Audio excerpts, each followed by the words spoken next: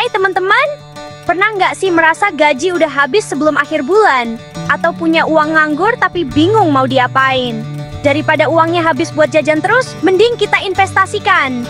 Investasi itu penting banget buat masa depan kita. Bayangkan aja, uang yang kita investasikan bisa berkembang biak sendiri loh. Semakin lama kita investasi, semakin besar juga peluang untuk mendapatkan keuntungan. Tapi investasi juga ada risikonya. Nggak semua investasi itu pasti untung. Makanya kita perlu belajar cara berinvestasi yang benar supaya uang kita bekerja keras untuk kita. Di video kali ini aku bakal kasih tahu kalian cara membangun portofolio investasi yang terdiversifikasi. Tenang aja, bahasanya sederhana dan mudah dimengerti kok. Pernah dengar pepatah, jangan taruh semua telur dalam satu keranjang? Nah, prinsip ini juga berlaku dalam investasi. Diversifikasi artinya kita nggak menaruh semua uang kita di satu jenis investasi aja. Kenapa?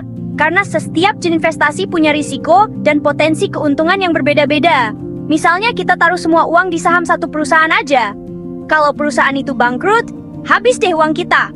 Tapi, kalau kita bagi-bagi ke beberapa perusahaan atau jenis investasi lain, risikonya jadi lebih kecil. Intinya diversifikasi itu kayak punya perisai buat melindungi uang kita dari risiko kerugian besar.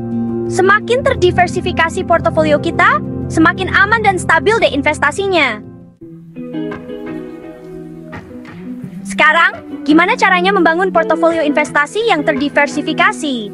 Gampang banget, ikuti aja langkah-langkah berikut ini.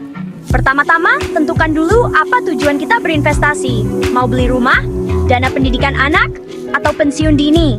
Setelah itu, tentukan juga seberapa besar risiko yang berani kita ambil.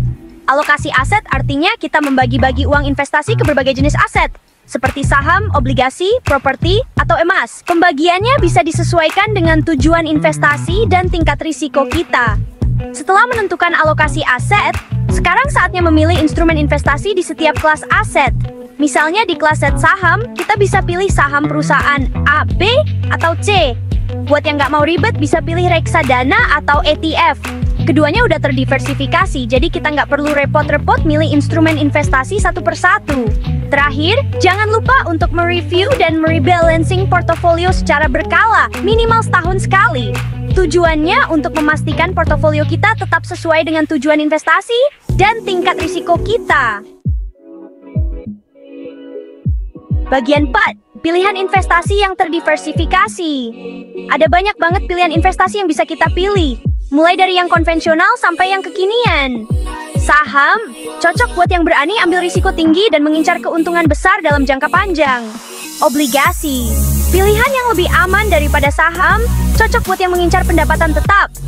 Emas, aset aman yang tahan terhadap inflasi, cocok buat diversifikasi dan lindungi nilai uang. Properti, investasi jangka panjang yang nilainya cenderung naik, tapi butuh modal besar.